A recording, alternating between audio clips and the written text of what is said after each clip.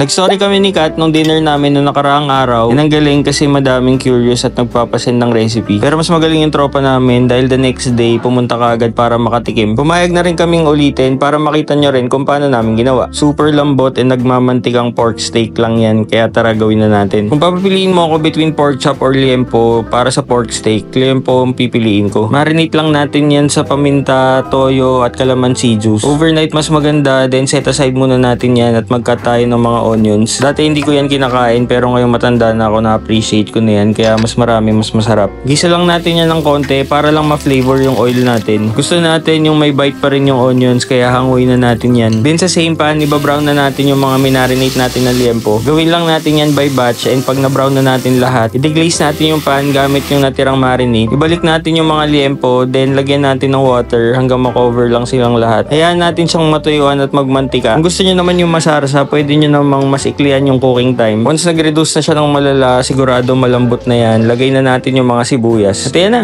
meron ka ng pork steak.